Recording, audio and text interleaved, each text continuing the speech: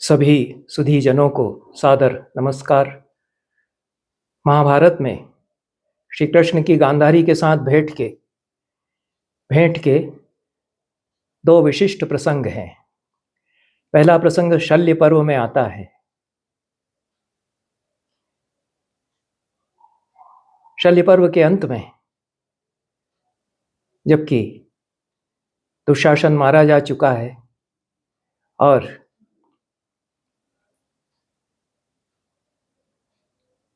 दुर्योधन के साथ युद्ध में भी भीमसेन ने छल से दुर्योधन के ऊरू पर प्रहार करके उसको धराशायी कर दिया है। युधिष्ठिर घबराते हैं। युधिष्ठिर बहुत संवेदनशील हैं। उनको लगता है कि यह तो अनुचित हो गया और अनुताप भी उनके मन में बहुत है। और वे जानते हैं कि गांधारी जैसे ही ये सुनेंगी कि छल से मेरे बेटे को मारा गया है दुर्योधन को, तो वे पांडवों को शाप दिए बिना नहीं रहेंगी। और गांधारी सती स्त्री हैं, उनकी आह, उनका शाप अनर्थ कर सकता है। इसलिए युधिष्ठिर श्री कृष्ण को गांधारी के पास भेजते हैं। युद्धावसान हो गया। शल्य पर्व के अंत में शल्य के निधन के पश्चात दुर्योधन जाकर के छिप गया। अंतिम सेनापति भी मारा गया। वह सरोवर में जाकर के छिप गया। उसको खोज करके भीमसेन ने उसके साथ युद्ध किया, द्वंद्व युद्ध किया, जिसमें कि दुर्योधन धराशायी हुआ, उठ नहीं सका। फिर जब उसके ऊरू युगल पर प्रहार किया गया, कमर के नीचे के हिस्से पर प्रहार किया गया, युद्ध समाप्त हुआ। सारी कौरव सेना समाप्त हुई। 3 वीर जो बचे थे वे भाग गए कहीं। अश्वत्थामा, कृतवर्मा, कृपाचार्य, उनका पता नहीं था। मान लिया गया कि संग्राम का अंत हो चुका है। श्री कृष्ण मिलने आए पांडवों के शिविर में। कृष्ण के सम्मुख अपनी चिंता और आशंका व्यक्त करते हुए युधिष्ठिर ने कहा कि आपकी कृपा से ही हमको यह विजय प्राप्त हुई है। आप यदि अर्जुन के सारथी न होते तो उसके प्राणों की रक्षा किसी भी तरह से नहीं हो पाती। अब गांधारी के क्रोध का विचार कीजिए। जो मेरी ज्येष्ठ माता हैं, उनको जाकर के आप संभालिए। आपके अतिरिक्त और कोई नहीं है जो गांधारी के सामने जाने का साहस इस समय कर सके। युधिष्ठिर की बात सुनकर के श्री कृष्ण ने तुरंत दारुक को रथ तैयार करने की आज्ञा दी। अभी तक तो अर्जुन के सारथी स्वयं थे, पर उनका तो अपना रथ है, दारुक उनका सारथी है। अब अर्जुन के सारथी होने की उनको आवश्यकता नहीं। युद्ध समाप्त हुआ। दारुक से कहते हैं कि रथ हमारा अब लाओ। दारुक रथ लेकर के आता है। श्री कृष्ण तत्काल हस्तिनापुर जाकर के धृतराष्ट्र के राजप्रासाद में धृतराष्ट्र और गांधारी के सामने पहुंचते हैं। दोनों को अभिवादन करते हैं। सबसे पहले धृतराष्ट्र को संबोधित करते हुए विस्तार से समझाते हैं कि कैसे क्यों युद्ध हुआ। आप तो स्वयं जानते हैं, आप ज्ञानी हैं। सर्वनाश हुआ है, पर किस कारण से कैसे हुआ है आप जानते ही हैं। पांडवों ने क्या क्या झेला यह भी आप जानते हैं। ये सारी बातें, पिछली घटनाएं उन्होंने विस्तार से बता करके कहा कि अब आपके मन में जो डाह है उसको निकाल दीजिए। धर्मराज आपके प्रति भक्ति रखते हैं युधिष्ठिर। गांधारी और आपके विषय में वे चिंता करते रहते हैं। माता और पिता के समान, बड़े माता और पिता के समान, ज्येष्ठ तात और ज्येष्ठ माता अम्बा के समान वे आप दोनों को मानते हैं। इसलिए आप मन से जो मैल है वो निकाल दीजिए। युधिष्ठिर के दौत्य का कार्य कृष्ण ने बार बार किया। पहले भी युद्ध न हो इसके लिए अंतिम प्रयास करने के लिए वे उद्योग पर्व में गए थे। युधिष्ठिर की बड़ी इच्छा थी कि किसी भी तरह से युद्ध टल जाए, न हो। श्री कृष्ण ने उनके लिए यह भी किया। श्री कृष्ण ने उनके लिए गांधारी और धृतराष्ट्र से मिलना भी युद्ध के समाप्त होने पर स्वीकार किया। फिर गांधारी को संबोधित करते हुए श्री कृष्ण ने उसको समझाया, है सौबलेई, आपके जैसी सीमंतिनी संसार में नहीं है। सुबल की पुत्री थी सौबलेई। सीमंतिनी सुहागिनी नारी थी, सुहागिनी ही रही, सुहागिनी ही मरी। कहा कि आपके जैसी सीमंतिनी, सौभाग्यवती, सीमंत सिंदूर को कहते हैं, उसको धारण करने वाली सुहागिन स्त्री आपके जैसी और कोई नहीं। धर्म को आप जानते हैं, आपने सदैव धर्म सम्मत बात की है जो दोनों पक्षों के लिए हितकर हो।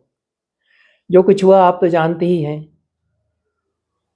आपने चेतावनी दी थी, दुर्योधन को भी चेताया था कि अनर्थ हो जाएगा। आपके शब्दों के अनुसार वह हुआ। अब जो हुआ उसको आप झेलिए, शोक मत कीजिए। पांडवों के लिए मन से दुर्भाव निकाल दीजिए। और आप जानती हैं कि आपकी दृष्टि से अनर्थ हो सकता है। आप यदि आँख खोलकर किसी को देखेंगी क्रोध से तो जल जाएगा। आप अपने मन से यह मैल क्रोध निकाल दीजिए। कृष्ण समझाते हैं। उस समय तो गांधारी मान जाती हैं। शल्य पर्व के 62वें अध्याय में यह प्रसंग आता है। उसके पश्चात स्त्री पर्व आरंभ होता है। स्त्री पर्व अपने आप में करुणा का, विलाप का कितना बड़ा काव्य है और अपने आप में एक बड़ा महाकाव्य है। महाकरुणा की महागाथा स्त्रियों के द्वारा जो कुछ कहा जा रहा है उसकी पूरी प्रधान भूमिका इस पर्व में है। करुण के साथ बीभत्स भयावह भयानक रस, रौद्र रस और करुण रस के साथ बीच में थोड़ा सा श्रृंगार भी, वीर रस, ये सब इसमें आ जाते हैं। इतना बड़ा यह महाकाव्य हो जाता है स्त्री पर्व अपने आप में। करुणा की महाधारा में सब कुछ, सारे रस डूब जाते हैं। धृतराष्ट्र को संजय बताते हैं कि सब समाप्त हो गया, आपका बेटा भी मारा गया। विलाप करते हैं धृतराष्ट्र, उनको समझाते हैं सब। फिर वे गांधारी को लेकर के बाहर निकलते हैं। भीम से मिलते हैं। लोहे की प्रतिमा भीम की, उसको चकनाचूर कर देते हैं भीम समझ करके, सचमुच का भीम समझ करके। फिर पछताते हैं, फिर रोते हैं, फिर पांडवों को गले लगाते हैं, भीम को भी गले लगाते हैं। सबके मन का मेल भी निकलता है एक बार, बार बार मन में फिर मेल आ जाता है। फिर गांधारी आंखों पर पट्टी है पर दिव्य दृष्टि से सारे युद्ध को देखती हैं। प्रतिस्मृति यहाँ पर आती है। वो गांधारी यहाँ ऋषि हो जाती है, जो भूत भविष्य और वर्तमान को प्रत्यक्ष आंखों से, जैसे रील सामने चल रही है उसकी तरह देखता है, तो ऋषि हो गया है। गांधारी इतने वर्षों तक जो उन्होंने तप किया, आंखों पर पट्टी बांधे रही, मन की आंखों से देखना सीख लिया, मन की आंखें खुल जाती हैं तो ऋषि हो गई हैं। यहाँ पर वे ऋषि के रूप में बोलती हैं और पूरे महाभारत संग्राम की एक स्मृति, प्रतिस्मृति के द्वारा, प्रतिस्मृति विद्या ही इतिहास बनाती है। हमारे यहाँ जो इतिहास का विचार है, इतिहास की जो अवधारणा है वह यही है कि केवल स्मृति नहीं, स्मृतियों के आगे पीछे जो भूत भविष्य और वर्तमान है उसको जब हम सामने देखते हैं, जैसे हथेली पर रखा हुआ आंवला हो, उस तरह से जब हम देखने लगते हैं तो प्रतिस्मृति हमारे भीतर रहती है और समय के आर पार हम देख सकते हैं। गांधारी समय के आर पार देखती हैं, जो कुछ हुआ उसको वर्तमान में घटित कराते हुए बयान करती हैं कि देखो ये सामने पड़ा है। सारे वीर महाभारत के जो जो मारे गए, भीष्म, द्रोण, शल्य, दुशासन, उनके 100 बेटे और दुर्योधन किस तरह से मरा हुआ है। लोथें पड़ी हुई हैं, लाशें पड़ी हुई हैं, सियार नोच रहे हैं भयावह, रक्त पिपासु पीप बह रहा है। सारा बीभत्स जीवन का यहाँ स्त्रियां रो रही हैं, बाल बिखेर करके, लिपट करके अपने पतियों के शवों से उनके कटे हुए अंगों को उठा उठा करके रो रही है। सारा दृश्य जो स्त्री पर्व में बयान होता है कई कई सर्गों में विस्तार से, यह गांधारी के शब्दों में है, जहाँ अतीत प्रत्यक्ष कर दिया गया है। एक एक को गांधारी प्रस्तुत कर देती हैं, कृष्ण को दिखा रही हैं। एक ऋषि होकर के ईश्वर को दिखाता है कि यह हुआ है, देखो, तुम भी देखो। फिर कहती कि तुम्हारा किया कराया है, क्योंकि तुम ईश्वर हो। ऋषि शब्द का प्रयोग मैं कर रहा हूं। ऋषि का शब्द भी चलता है पर मैं उसका प्रयोग नहीं करता। वेदों में जो महिलाओं के सूक्त हैं उनको ऋषि कहा गया है। सायणवी ऋषि कहते हैं। अपाला का, घोषा का, विश्ववारा का जो सूक्त है उसमें वे कहते हैं कि ये ऋषि है। इतनी देर के लिए गांधारी ऋषि हो जाती है। चर्म चक्षुओं से उन्होंने देखना बंद कर दिया है, भीतर की उनकी आंखें खुल गई हैं। काल चक्र का विवर्तन वे देख रही हैं कि यह सब समय ने पलटा खाया और यह सब हुआ है, देखो कृष्ण।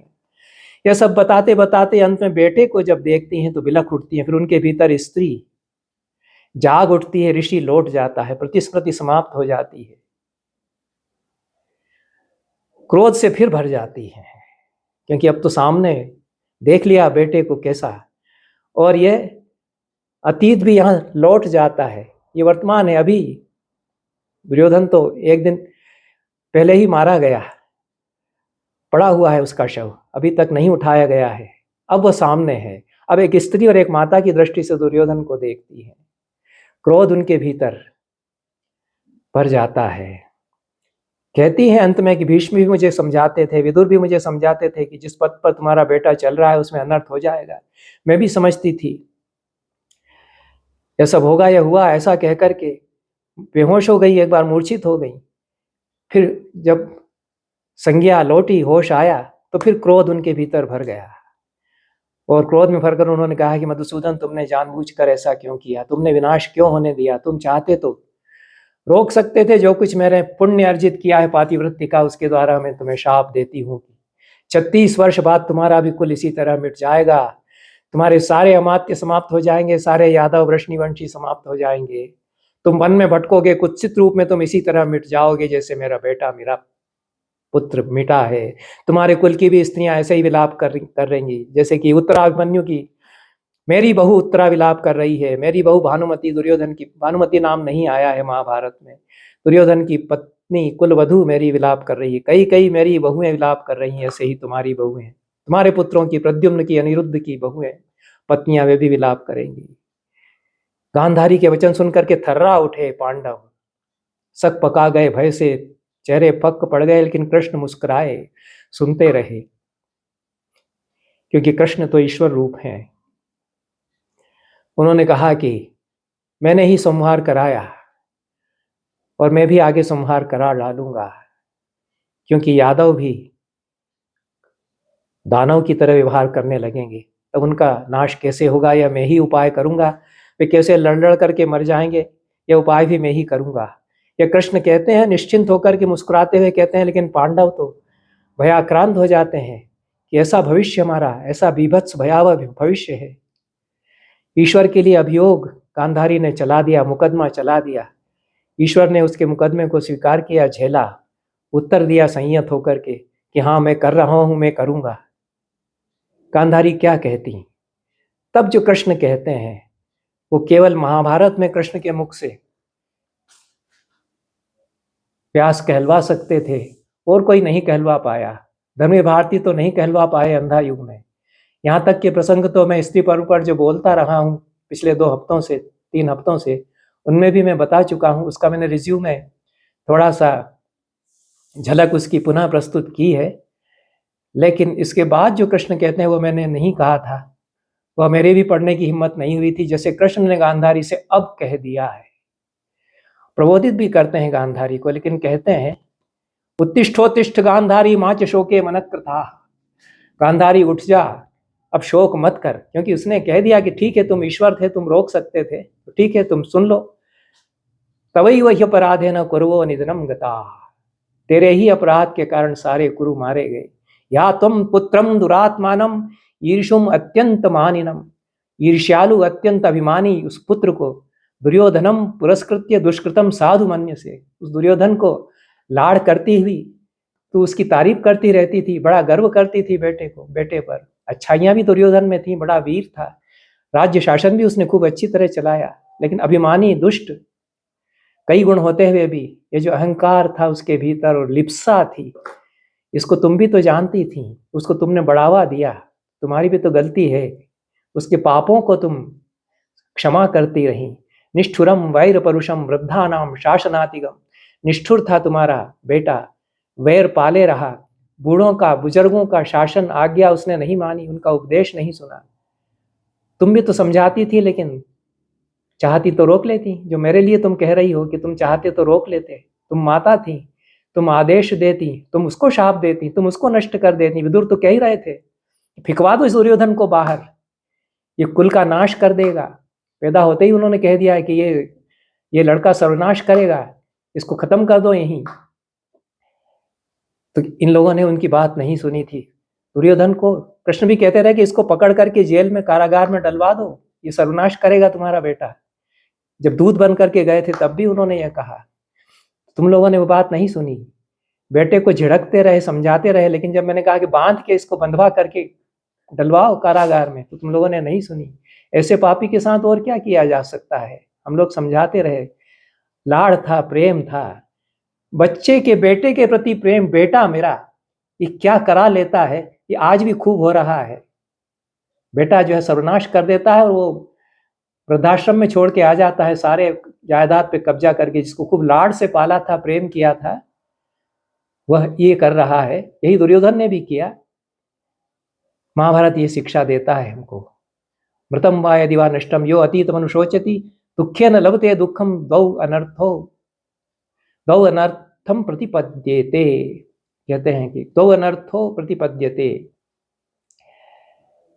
जो मर गया है उसके लिए जो रोता रह जाता है, जो नष्ट हो गया है उसके लिए, अतीत के लिए जो शोक करता है, जो कि तुम कर रही हो, जो कि धृतराष्ट्र कर रहे हैं, वो एक दुख के बाद दूसरा दुख पाता रहता है। अब जो हो गया उसके लिए अब क्या शोक करना। ये कृष्ण ही कह सकते हैं, युधिष्ठिर नहीं कह सकते थे, अर्जुन भीमसेन नहीं कह सकते थे। वो शोकातीत हो चुके हैं कृष्ण जो कह रहे हैं। और भी कड़ी बात कहते हैं गांधारी से, क्योंकि गांधारी ही ये डिजर्व करती थी। बड़ी सती थी, बड़ी ऋषि हो गई थी उतनी देर के लिए, सारा तप उसने संचित करके शाप भी दे डाला। लेकिन स्त्री थी, माता थी, वो बहुत सामान्य स्त्री हो गई जिसने बेटे के लाड़ में अपने कुल को बर्बाद भी करवा लिया। चाहती तो ऐसी सती साध्वी थी तो रोक लेती बेटे को। कृष्ण कहते हैं तपोर्थीयम ब्राह्मणी दत्त गर्भम। ब्राह्मणी तपोर्थी पुत्र के लिए गर्भ धारण करती है, तपस्वी बेटे को जन्म देती है यदि सच्ची ब्राह्मणी है। गौरवोढ़ारम, गाय जो है बैलगाड़ी में जुतने वाले बैल को जन्म देती है। और धावितारम तुरंगी, जो घोड़ी है वो दौड़ने वाले घोड़े को जन्म देती है। शूद्रा दासम, शूद्रा जो है वो दास को जन्म देती है। पशुपालम तु वैश्या, जो वैश्य हैं वो कृषि गौरेक्ष वाणिज्य पशुपालन करने वाली संतानों को जन्म देते हैं। वर्णाश्रम व्यवस्था है, कृष्ण उसके पक्षधर हैं। और वदार्थी यम तो दिधा राजपुत्री, तेरे जैसी राजकुमारी हत्यारे को जन्म देती है, वदार्थी को जन्म देती है। कृष्ण कह देते हैं ये सच है, कड़वी सच्चाई महाभारत की यह है। गांधारी जानती थी कि सच कह रहे हैं। तच्छ्रुत्वा वासुदेवस्य पुनरुक्तम वचो प्रियम, वासुदेव के ये वचन जो कड़ी आवाज में 2 बार कहे गए अप्रिय थे। चुप रह गई गांधारी, क्या बोलती फिर, कुछ नहीं कह सकती थी। शाप दे चुकी थी, कृष्ण ने स्वीकार कर लिया शाप, लेकिन बहुत माता माता तेरा शाप स्वीकार करता हूं हे मां, ऐसा कुछ नहीं कहा उन्होंने। कड़क आवाज में ये कहा है। धर्मवीर भारती ने अंधा युग लिखा, हिंदी के सबसे बड़े नाटकों में यह है। स्वातंत्र्योत्तर हिंदी साहित्य का सर्वश्रेष्ठ नाटक भी इसको कहा जा सकता है। और जैसी कविता, जैसी करुणा और जैसी संवेदनशीलता के साथ ये लिखा गया है वह विरल है। स्त्री पर्व, सौप्तिक पर्व और अंत में जो पर्व आता है जिसमें कि यादव लड़ करके मरते हैं, इन 3 पर्वों के आधार पर यह नाटक लिखा गया है। महाभारत के इन 3 पर्वों को अच्छी तरह पढ़ा है भारती ने। भारती खूब पढ़ते थे, महाभारत भी उन्होंने पढ़ी है। उससे ज्यादा विष्णु पुराण और भागवत का उन्होंने सहारा लिया अंधा युग लिखने में। अदिति है और बहुत संवेदनशील, कल्पनाशील रचनाकार, मार्मिक कवि भी वे हमारे समय के हैं। बहुत भावुक हैं यद्यपि, इसलिए ज्ञानी वे नहीं हो सके, कोई दर्शन वे नहीं खड़ा कर सके अपने जैसे प्रसाद कर सके। प्रसाद भी तो बड़े संवेदनशील कवि हैं, प्रतिभा दोनों में है, लेकिन एक की प्रतिभा बहुत कोमल भावनाओं में, भावुकता में बह गई है। दर्शन नहीं बना, ज्ञान नहीं हो सका अंग प्रतिभा का। विभाजन के बाद का सबसे सुंदर नाटक यह। विश्व युद्ध, 2 विश्व युद्धों की जो त्रासदी है, यूरोप का मानस जिस त्रासदी को झेल रहा है उसके बोध के साथ, इसीलिए ग्रीक ट्रेजेडी का भी प्रभाव आता है। कोरस गान इसमें आता है। आधुनिक नाटकों की छाया है, लेकिन परंपरा को भी समझते हैं। पूरी जो हमारी लोकनाट्य की परंपरा, संस्कृत नाट्यशास्त्र की और संस्कृत नाटकों की परंपरा, उससे भी कहीं ना कहीं ये जुड़ता है। अनोखी कृति है यह। हिंसा की समस्या और जो बर्बरता है भीतर मनुष्य के, उससे नाटक जूझता है। बहुत अधिक बर्बरता को प्रस्तुत करता है जिस तरह से, क्योंकि बर्बर हो गया है आदमी, जो हिटलर कर चुका था नाजियों के साथ में, ऐसी अमानुषिकता, उसको यह नाटक उसके बाद उसकी छायाएं प्रस्तुत करता है। ऐसा बीभत्स जघन्य जुगुप्सित चित्र अंधायुग में जो उभरता है, और ऐसा संगीत जो उभरता है कोमल कोमल भावनाओं का, ये दोनों इसमें आते हैं अंधायुग में। लेकिन मर्यादाओं का सारा अंत होना, अंत में ईश्वर की भी समाप्ति, ईश्वर की भी हत्या, उसके साथ ये नाटक समाप्त हो जाता है। इसलिए महाभारत के भाव को अंगीकार नहीं कर पाते भारतीय। विश्वव्यापी संतरास, कुंठा, प्रतिहिंसा और प्रतिशोध में जल रहे पात्रों के माध्यम से जीवन के विकट यथार्थ को वे प्रस्तुत करते हैं। अतीत के माध्यम से वर्तमान के यथार्थ को आधुनिकता बोध के साथ भारतीय प्रस्तुत करते हैं। और जो भीतर की हिंसा है, बर्बरता है, मनुष्य के भीतर जो पशु है, अश्वत्थामा के रूप में उसको सामने प्रस्तुत करते हैं। संवेदनशीलता, और किस प्रकार से मनुष्य अपने भीतर के जानवर के अधीन हो जाता है, लेकिन उस जानवर को मार करके फिर से मनुष्य बनने का प्रयास करता है, लेकिन फिर से मनुष्य बन नहीं पाता है।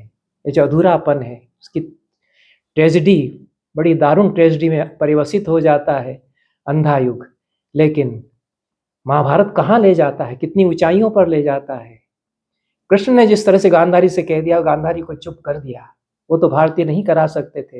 लेकिन स्त्री पर्व के अंत में जिस तरह से फिर श्राद्ध, जलदान, करुणा, उस करुणा से ऊपर उठ करके अंत में फिर से मनुष्य के रूप में अपने आप को पहचानने का और मुक्त होने का जो यत्न है, उसमें महाभारत परिवर्तित होता है। जो मैं कहता हूँ कि युद्ध का काव्य नहीं है।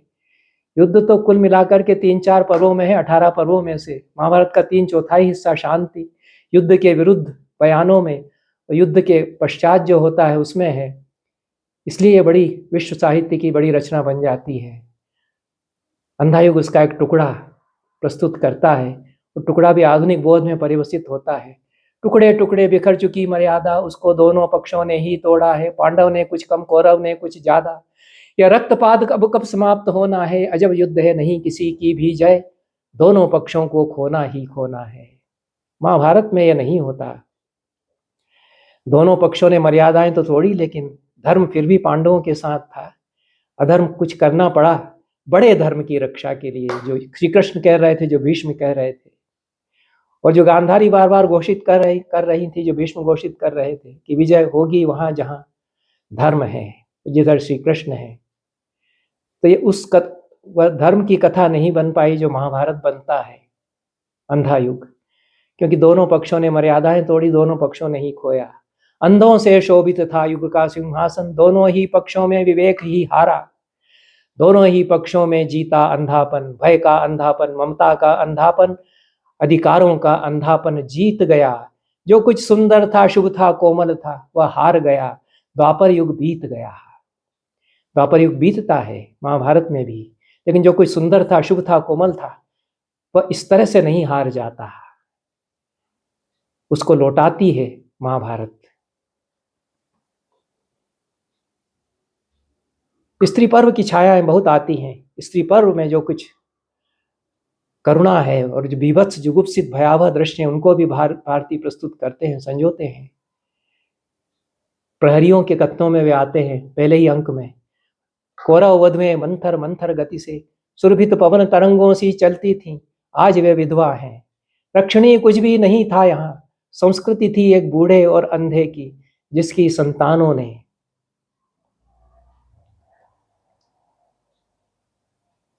महायुद्ध घोषित किए, जिसके अंधेपन में मर्यादा गलित अंग वैश्यासी प्रजाजनों को भी रोगी बनाती फिरी।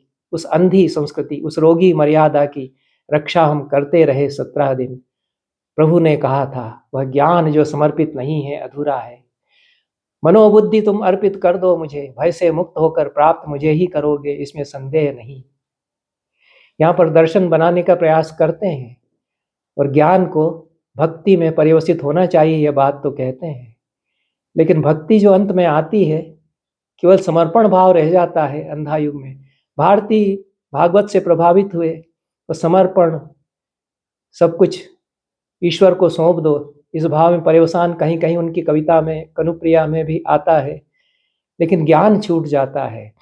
ज्ञान के बिना भक्ति जो है अधूरी भक्ति है, अधूरा जीवन है। इसीलिए ज्ञानी ही सबसे प्रिय है मुझे, श्री कृष्ण कहते हैं सारे भक्तों में। ये अधूरापन रह जाता है, इस अधूरेपन की कचोट अंधायुग में रह जाती है। गांधारी भी कहती हैं, अंधायुग में भी कहती है, मैंने कहा था दुर्योधन से, धर्म जिधर होगा ओ मूर्ख उधर जय होगी, पर कहती है कि धर्म किसी और नहीं था।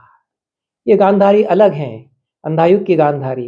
ये तो अश्वत्थामा जो स्त्रियों को मार रहा है, आधी रात को शिविर में घुस करके शिविर में आग लगा रहा है, स्त्रियां जल रही हैं, चीख रही हैं, ये जो बर्बर दृश्य है उस पर गांधारी हंस रही है अंधायुग में। ये महाभारत की गांधारी नहीं है, जो ऋषि हो जाती है, होती भी है ऋषि पद से नीचे उतर कर, तो एक माँ और एक स्त्री होती है जिसकी कमजोरियां हैं, जो अपने बेटे को, बड़े बेटे को रोक नहीं पाई। ऐसी स्त्री तो वे होती हैं, लेकिन तपस्वी हैं, तपस्विनी है, सती है, और आर्ष दृष्टि भी उनमें उमड़ती है, उमकती है, उन्मिषित होती है। ये गांधारी बहुत अलग है अंधायुग की गांधारी। ये आधुनिक नारी है जो जानती है फिर भी कर नहीं पाती है कुछ, और कहती है कि सभी कुछ तो अंधे थे, धर्म किसी और नहीं था। जिसको तुम कहते हो प्रभु, उसने जब चाहा मर्यादा को अपने ही हित में बदल दिया। ये अनास्था जो आई है 20वीं शताब्दी में यूरोप में, उसकी छायाएं आती हैं, और ये जो ईश्वर का नकार और ईश्वर के प्रति प्रश्न अंधायुग में गांधारी के माध्यम से उठाया जाता है। इसीलिए ईश्वर को जिस तरह से शाप देती है वो भिन्न है। गांधारी का शाप अंधायुग में जिस तरह से शाप गांधारी देती है, वहां तो फिर वो बिलक बिलक करके यह नहीं कहती कि अरे तुम तो ईश्वर थे, तुम मेरे शाप को नकार देते। वो जानती है कि उन्होंने कह दिया कि मैं ही सब करा रहा हूं, मैं ये करूंगा, तो मेरा शाप बेकार गया, क्या कह सकती हूं मैं।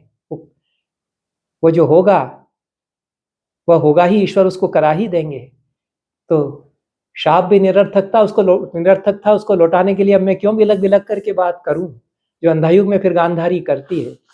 ये एक आधी अधूरी इस तरह की गांधारी जो बनती है यहाँ पर, वह ईश्वर को फिर गाली देने लगती है। उसने जब चाहा अपने ही हित में बदल दिया मर्यादा को, वह वंचक है। विदुर उसको रपटते हैं कि शांत रहो गांधारी। यह कटु निराशा की उद्धत अनास्था है। उस उद्धत अनास्था का चित्रण एक अर्थ में अंधायुग बनता है। विदुर समझाते भी हैं कि यह कटु अनास्था भी अपने चरणों में स्वीकार करो, क्षमा करो प्रभु। इस अनास्था को भी समर्पण में विसर्जित कर दिया जाए, ऐसा भारती चाहते हैं। क्योंकि तुम आस्था भी लेते हो तो हमारी अनास्था भी ले लो, क्षमा करो प्रभु। ये जो भाव विगलित भक्ति है कि हम तो पापी हैं, अनास्थाशील हैं, अब आप हैं, हमारी अनास्था भी ले ही लीजिए, आप ही ले लीजिए, ये महाभारत का भाव नहीं है, ये मूल महाभारत का भाव नहीं है। ये वैष्णव धर्म, भागवत धर्म जब आया तो उसमें ये भाव आया, भारती में ये भाव आ गया है बहुत अधिक। इसलिए मूल महाभारत की जो तेजस्विता है वह तो बहुत छूट जाती है। उसके साथ ही अंधा युग आता है जो 20वीं शताब्दी का अनास्था का युग है। दो महायुद्धों के बाद मनुष्य के टूटन और बिखराव को व्यक्त करने वाला जो भाव है वह अंधा युग में आता है। पुत्र शोक से जर्जर माता है गांधारी यहाँ पर, वो भविष्य याचक के रूप में यहाँ आता है। और दूर देश का ज्योतिषी भी यह है। ये दूर देश का ज्योतिषी कौन है? कदाचित यूरोप का मानस है, क्योंकि बाहर से आया हुआ है, जो कहता है कि द्वंद्व तो अनिवार्य है, द्वंद्व योगा, और द्वंद्व में हम जीत जाएंगे। यह ज्योतिषी जो दूर देश का यह कहता रहा है, उस रूप में भारती दूर देश के ज्योतिषी को प्रस्तुत करते हैं, जो समझा रहा है कि ठीक है लड़ जाओ, अंत में हमारे पास हथियार है, बल है, तो हम जीत जाएंगे। जो विश्व युद्ध में हुआ, हिटलर भी सोचता था कि मैं जीतूंगा। बड़ी बड़ी महाशक्तियां सोचती थी कि हम जीत जाएंगे क्योंकि हमारे पास तो एटम बम है। वे सब निरर्थक सिद्ध हुए, क्योंकि याचक, अब ये जो भविष्य वक्ता ज्योतिषी विदेश का है, कहता है आज मेरा विज्ञान सब मिथ्या ही सिद्ध हुआ। सहसा एक व्यक्ति ऐसा आया जो सारे नक्षत्रों की गति से भी ज्यादा शक्तिशाली था। उसने रणभूमि में विषादग्रस्त अर्जुन से कहा, मैं हूं परात्पर, जो कहता हूं करो, सत्य जीतेगा, मुझसे लो सत्य, मत डरो। विदुर ने कहा कि प्रभु थे वे, उनकी गति में ही समाहित है सारे इतिहासों की, सारे नक्षत्रों की देवी गति। पर याचक तो कहता है कि पता नहीं प्रभु हैं या नहीं। किंतु उसी दिन यह सिद्ध हुआ, जब कोई भी मनुष्य अनासक्त होकर चुनौती देता है इतिहास को, उस दिन नक्षत्रों की दिशा बदल जाती है। नियति नहीं है पूर्व निर्धारित, उसको हर क्षण मानव निर्णय बनाता मिटाता चलता है। यह जो आधुनिक मनुष्य की जिजीविषा है कि हम इतिहास को बदल देंगे, उसको इस वृद्ध याचक जो भविष्य वक्ता है उसके मुख से कहलाते हैं। तभी गांधारी कंकाल अपने पुत्र का देखती है जिसको कि गिद्ध नोच रहे हैं, विगलित हो जाती हैं, कोपाविष्ट हो जाती हैं, शाप देती हैं कृष्ण को। इसकी शब्दावली कुछ कुछ महाभारत में जो गांधारी का शाप है उससे मिलती जुलती है, पर उसके पीछे जो पूरी पृष्ठभूमि और भावना है वो बदल गई है। गांधारी कहती हैं, कृष्ण सुनो, तो वह पड़ा है कंकाल मेरे पुत्र का, किया है यह सब कुछ कृष्ण तुमने ही किया है यह। सुनो, आज तुम भी सुनो, मैं तपस्विनी गांधारी अपने सारे जीवन के पुण्यों का, अपने सारे पिछले जन्मों के पुण्यों का बल लेकर कहती हूं, कृष्ण सुनो।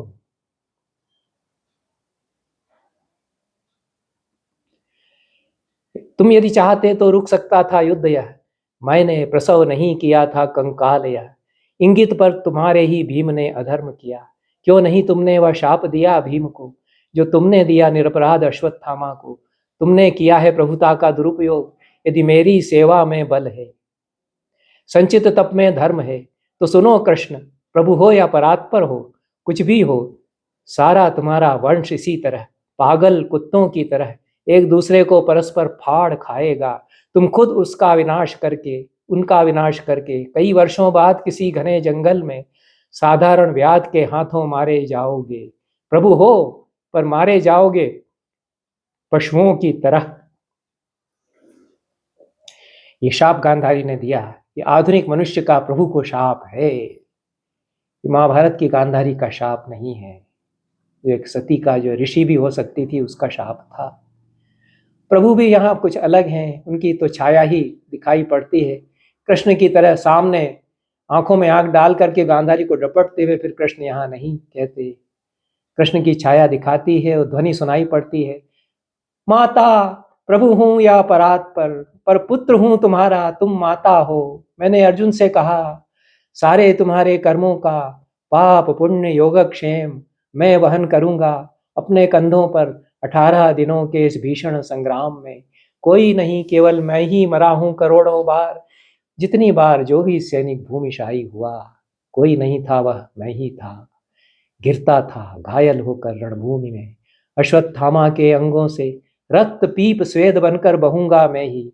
युग युगांतर तक जीवन हूं मैं, तो मृत्यु भी तो मैं ही हूं मां, शाप तुम्हारा यह स्वीकार है। फिर गांधारी फूट फूट कर रोने लगती हैं। महाभारत में शाप देकर रोई नहीं गांधारी, स्वीकार कर लिया उसने कि कृष्ण सच कह रहा है। अब क्या कहा जा सकता है, शाप ही निरर्थक है, वो तो होना ही था। ये सारी जो काल चक्र की का आवर्तन विवर्तन है, उसको महाभारत जिस प्रकार से प्रस्तुत करता है वह ऋषि की दृष्टि से प्रस्तुतिकरण है, एक आधुनिक रचनाकार का आधुनिक भावबोध के साथ किया गया प्रस्तुतिकरण है। जब प्रभु ऐसा कहते हैं तो गांधारी फिर फूट फूट कर रोती हैं और कहती हैं कि रोई नहीं मैं अपने 100 पुत्रों के लिए, लेकिन कृष्ण तुम पर मेरी ममता अगाध है। कर देते शाप यह तुम मेरा अस्वीकार, तो क्या मुझे दुख होता। मैं थी निराश, मैं कटु थी, पुत्रहीना थी। इसके साथ यह अंधा युग अंत में प्रभु की मृत्यु और ईश्वर की मृत्यु में परिवर्तित होता है। महाभारत और अंधा युग दोनों की भावभूमि, दोनों की मूल भित्तियां, भावनाएं, जीवन बोध, जीवन दृष्टियां बदल जाती हैं। महाभारत में एक जीवन दर्शन और ज्ञान का सत्य खुलता है, भारती में वह रह जाता है। इस पर आगे अवसर होने पर चर्चा करेंगे, क्योंकि अंधा युग विचारणीय है और बड़ी कृति है, और जिस दृष्टि से प्रस्तुत किया गया है उसमें अनेक पात्र हैं जिनका स्वरूप विचारणीय है। आज हम किस रूप में देख रहे हैं युयुत्सु को, तो महाभारत में युयुत्सु क्या है इस पर भी विचार करना चाहिए। आज का वक्तव्य यहीं समाप्त करते हैं। बहुत बहुत धन्यवाद। नमस्कार।